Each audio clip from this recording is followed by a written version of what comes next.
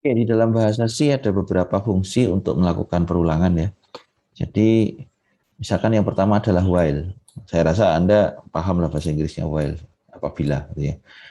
Apabila syaratnya terpenuhi, maka dia akan mengerjakan apa yang ada di kurung antara kurung ini. Sampai kapan? Sampai syarat ini tidak terpenuhi. Jadi loopingnya kurang lebih seperti ini. Katakanlah mulai dari start gitu ya. Saya buat misalkan C sama dengan 1. Oke, di sini ada syaratnya. Apabila C kurang dari 10, maka dikerjakan di sini. Oke. Sehingga apapun yang ada di sini, dia akan dikerjakan sampai apa? Sampai syaratnya tidak memenuhi. Katakanlah C kurang dari 10. Oke. Nah, tentu saja kalau Anda menggunakan syarat seperti ini, berarti harus ada mekanisme untuk mengubah agar syaratnya ini menjadi tidak terpenuhi. Kalau tidak ada syarat penambahan, ya dia akan looping terus gitu ya, nggak ada akhirnya. Gitu ya. Contohnya seperti ini. Kalau misalkan saya copy ya, copy ke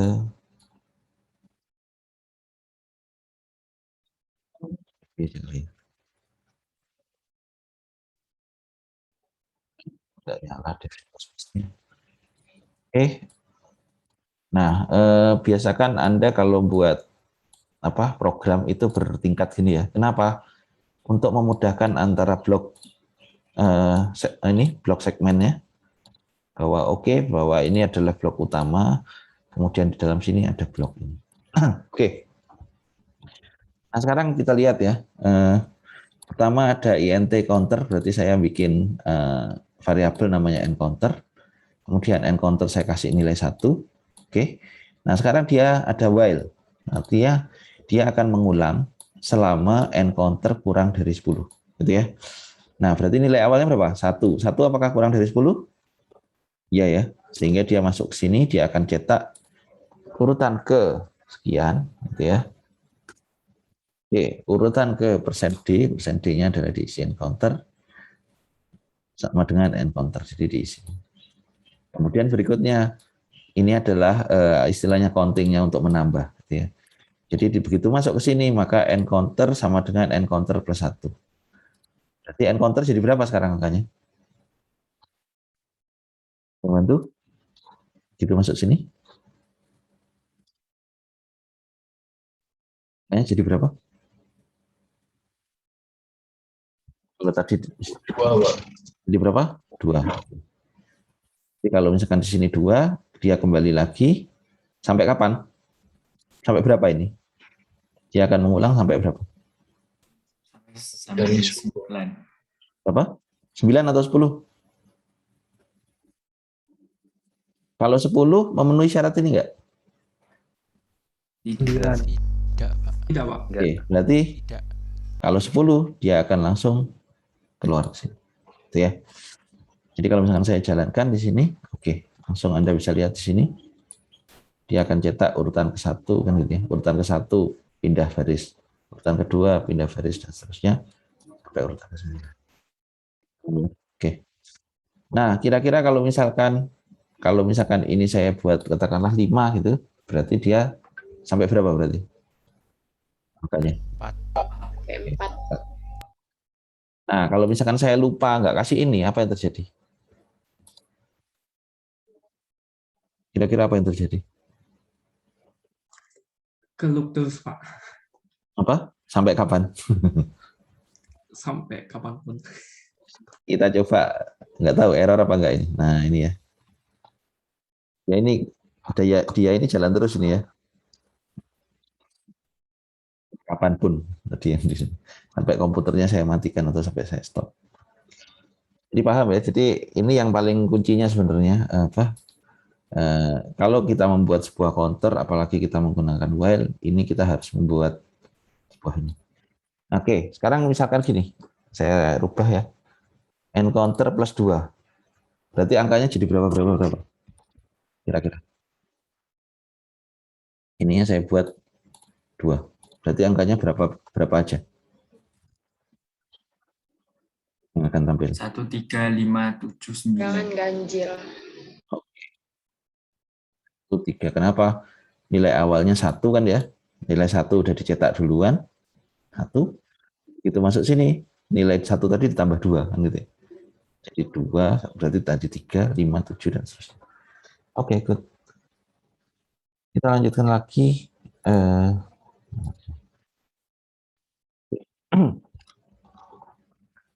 Kemudian yang kedua, intinya bahwa menggunakan for, perintah kedua menggunakan for, berarti for nilai variabel. Nah, kalau for gimana ya? Anda bisa gunakan seperti ini ya simbolnya for ya. Kalau misalkan while kan sebenarnya syaratnya kayak if aja sama. Tapi kalau for kita tentukan di awal, istilahnya syaratnya di awal. Kalau for berarti di sini ada beberapa komponen, yaitu variabel awalnya apa, syarat perulangannya apa, perubahan variabelnya seperti apa. Sedangkan di antara kurung ini adalah pernyataan yang diulang. Jadi kalau misalkan seperti ini perintahnya, dengan cara seperti tadi, kita tidak perlu menambahkan counter ini di dalam blok programnya, tetapi kita tambahkan di perintahnya. Ya. Jadi kalau ini berarti for n counternya sama dengan 1, nilai awalnya, dia akan jalan terus apabila syaratnya ini. Kemudian di sini adalah mekanisme perulangan. Jadi saya rasa mekanismenya sama persis seperti yang di sini. Gitu ya.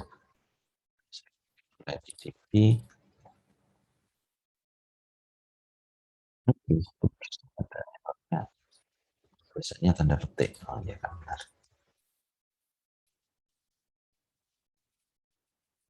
Oke, ini programnya seperti ini. Oke, saya jalankan sama gitu ya. Tinggal ini kalau misalkan dijadikan 2 seperti yang tadi ya. Tinggal bagaimana kita membuat syarat penjumlahannya. Oke. Nah, Anda bisa menggunakan mekanisme counter seperti ini ya. Jadi n sama dengan n plus 1 itu bisa digantikan dengan n plus plus.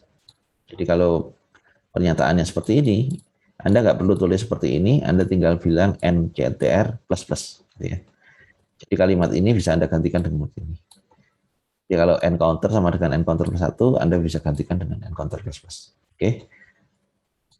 Kalau minus gimana? Ngurang 1, ya sama. Anda kasih n counter minus. Oke.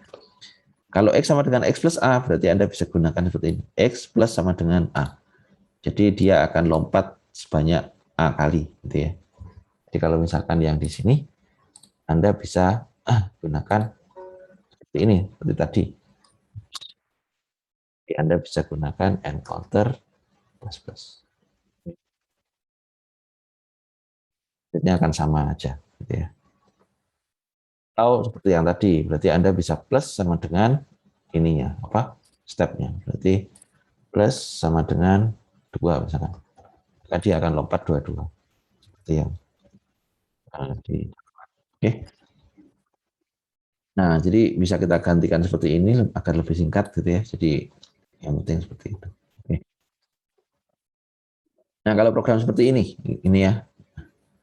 Oke, n genapnya sama dengan 2, n genap kurang dari 10, n genap plus plus 2. Berarti kira-kira yang dicetak apa program ini? Kalau Anda baca ini. Akan mencetak apa saja? Genap, Pak. Mulai dari 2. sampai Dari 2. sampai berapa terakhirnya? Sampai 8. 8. Oke, kenapa kok 8? Karena ini ya. Setelah 8, 10 pasti nggak memenuhi syarat ini. Oke. Kalau seperti ini, berarti coba kalau seperti ini gimana? N6 sama dengan N6 kali sama dengan 2. Berarti yang tercetak berapa aja ini?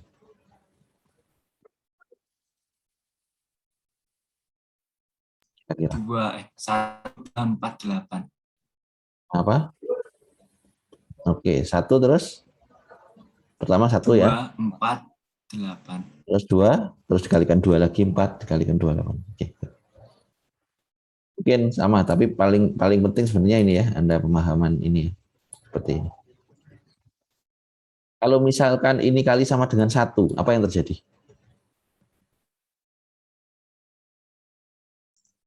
Nilainya kan tetap. Nilainya tetap. Oke, dia akan ngulang berapa kali?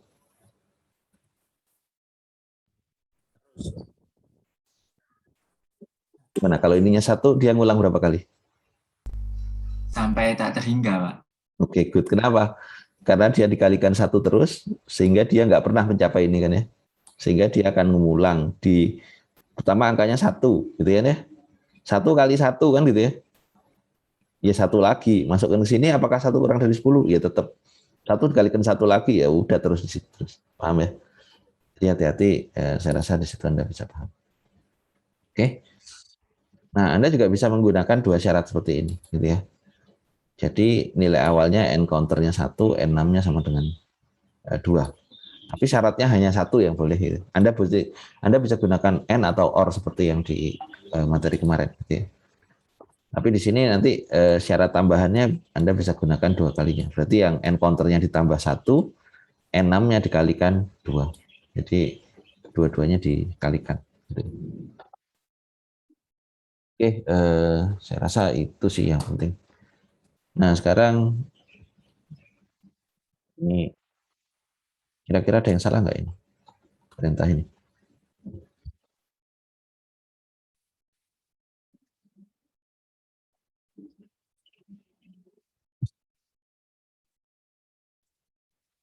Ini namanya adalah looping bertingkat. Oke. Looping bertingkat gimana? Katakanlah pertama nilainya I sama J, gitu ya. Dia masuk pertama, looping pertama. I-nya sama dengan 1, gitu ya. Apakah 1 kurang dari 5? Ya, masuk ya. Berarti oke, memenuhi syarat ini dia akan masuk ke sini. Oke. Masuk ke sini pertama J-nya sama dengan 1. Kira-kira salahnya di mana? Atau misalkan gini. Oke, saya buat seperti ini ya. Misalkan INT I, J, misalkan seperti ini. Dan ini I sama dengan 1, I kurang dari 10, I plus 11, misalkan seperti ini. I plus 11, oke. Dia cetak nilai, oke, I. Di sini ya. Nilai I. Oke, saya jalankan. Oke, clear ya. Nah, sekarang saya tambahkan loop dalam loop, gitu ya. Berarti di sini saya tambahkan.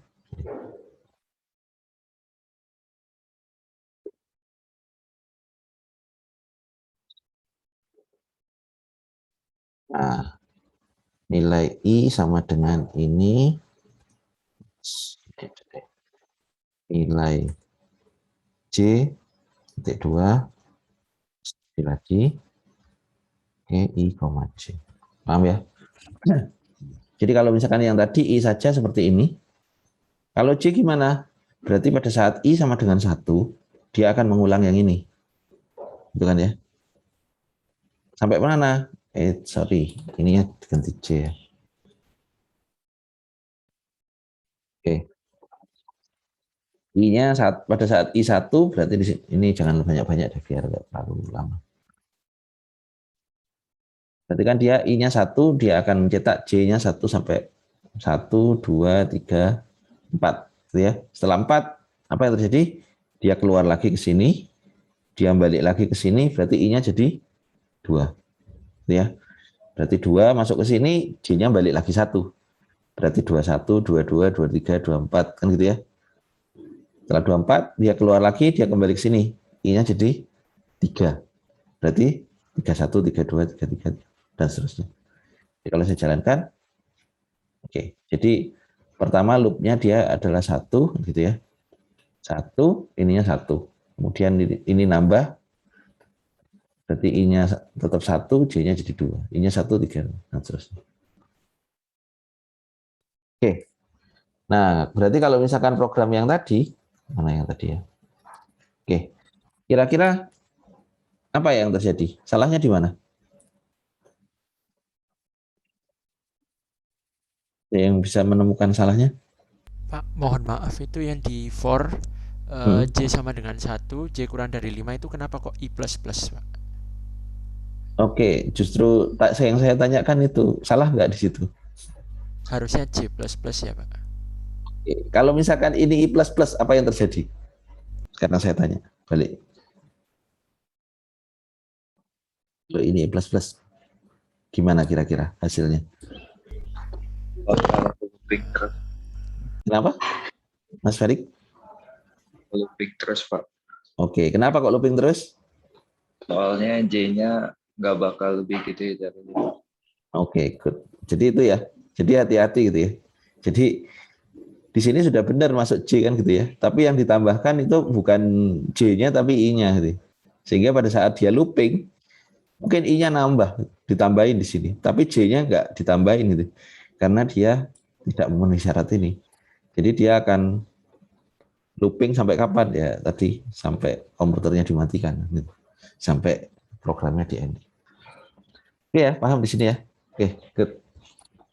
Nah, jadi nanti tugasnya ada dua. Yang pertama yang tadi, yang soal sebelumnya. Kemudian yang kedua, ini tambahannya. Yang ini saya rasa Anda coba-coba aja.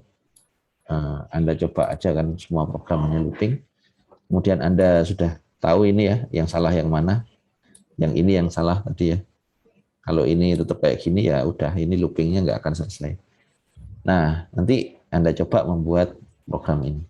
Anda bisa cari yang mana. Nah, nanti challenge-nya adalah yang terkait dengan ini. Jadi nanti bagaimana Anda bisa menyusun pakai looping, bisa membentuk bangunan seperti ini. Gitu ya. Bikin bentuk seperti itu. Jadi kalau usernya 4 seperti ini. Kalau usernya 5 berarti tambah 1 baris lagi kan gitu ya. Kalau 6 ya tambah 1 baris lagi. Ini akan challenging bagaimana Anda berpikir logika untuk mewujudkan program.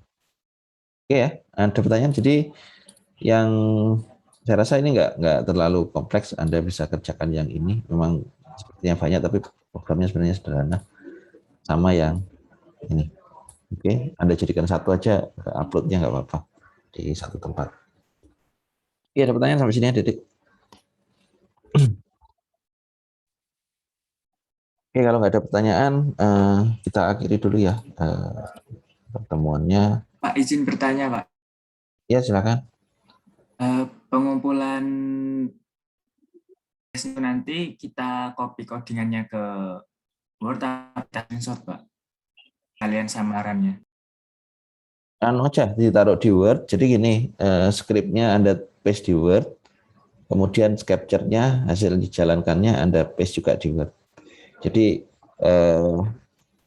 usahakan kalau Anda membuat program itu dikasih ini ya, dikasih komen ya. Jadi mungkin saya kemarin sudah pernah menyampaikan belum ya.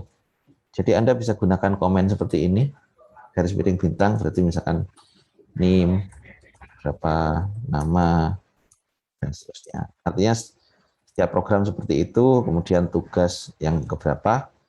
Kemudian di sini, kalau setiap program itu silakan Anda tambahkan, misalkan sini perulangan. Artinya Anda kasih komen di setiap perintah yang kira-kira itu penting, gitu ya. Kenapa komen ini penting? Misalkan ini mencetak I dan J. Kenapa komen ini penting? Agar memudahkan yang teman yang lain atau siapapun orang lain itu mengerti cara pemahaman, cara berpikir Anda. Gitu ya. Jadi kita komunikasinya melalui ini. Anda kasih komen aja. Jadi ingat, komen bisa gunakan garis miring 2 atau gunakan seperti ini. Komen juga penting untuk menguji ya. Jadi kalau misalkan saya kepingin, misalkan kalau ini saya jalankan, kan berarti dia akan mengulang seperti ini. Saya kepingin ngetes, kalau misalkan yang for ini saya matikan gimana? Kan tinggal saya garis miring 2 kali. Berarti kalau saya jalankan, oh berarti dia hanya I-nya aja yang jalankan gitu. Atau misalkan saya kepingin ngetes yang ini saya matikan, efeknya apa? Nah, berarti J-nya aja yang jalan. Karena cara belajar coding paling simple itu adalah Anda pelajari cara programnya orang, kemudian Anda coba matikan fungsi ini, apa yang terjadi. Matikan fungsi ini, apa yang terjadi. Sehingga Anda tahu masing-masing baris itu impact-nya apa. Intinya seperti itu. Oke? Oke, ada pertanyaan lain? Silakan. Lain, Pak. Deadline-nya minggu depan. Jadi sekarang hari apa? Hari Selasa ya. Berarti paling enggak Senin Anda sudah ngumpulkan. Gitu ya. Jadi insya Allah nanti saya setkan di VLM-nya. Deadline-nya ya hari Senin jam 23.59. Oke, jadi intinya itu ya. Jadi Anda kerjakan programnya, kemudian Anda copy itu ya, Anda copy paste di Word aja listing programnya, yang tentunya Anda sudah jalankan di C, jalan dan sebagainya, baru Anda copy paste ke Word sama Anda capture hasilnya seperti apa. Oke, mungkin itu dari saya ya. Terima kasih atas perhatiannya. Insya Allah kita ketemu minggu depan ya. Mungkin gini, kita intens aja. Jadi memang ada aturan kalau nggak salah untuk menghemat pulsa mungkin 50% kita ketemu. Nah, saya harap mungkin 50% awal ini kita banyak ketemu karena ini dasarnya ya. Dasarnya sampai ada pemahaman yang utama sampai array dan sebagainya. Nah, nanti tahapan berikutnya mungkin separuh setelah UTS itu tinggal pengembangan. Nah, nanti mungkin di situ mungkin lebih banyak tugas atau asinkron aja gitu ya. Karena Anda mungkin skrip ini coba jalankan menggunakan bahasa apa gitu seperti itu. Tetapi yang paling penting adalah bagaimana Anda bisa menerjemahkan cara berpikir Anda melalui flowchart dan mengimplementasikan di bahasa. Oke, mungkin itu ya adik-adik, saya capture dulu ya, saya biar lupa saya. Oke, saya foto dulu 1, 2, 3. Oke. Saya taruh sini. Oke, sekarang yang kedua, halaman 2. Sekali lagi kalau ada pertanyaan atau diskusi apapun ya, Anda nggak harus masalah DAP aja. Kalau misalkan Anda ingin belajar tentang apa saja, silahkan. Kemarin ada yang nanya, gimana caranya deteksi mobil atau pakai kamera dan seterusnya, atau deteksi wajah. Panduannya banyak kalau misalkan Anda mau cari di YouTube, tapi kalau mau detail diskusi, monggo. Nanti saya kasih link-link. Oke, terima kasih atas perhatiannya ya. Kita akhiri dulu. Assalamualaikum warahmatullahi wabarakatuh. Waalaikumsalam warahmatullahi warahmatullahi wabarakatuh. Waalaikumsalam Terima kasih. warahmatullahi wabarakatuh. Terima kasih Pak. Sama.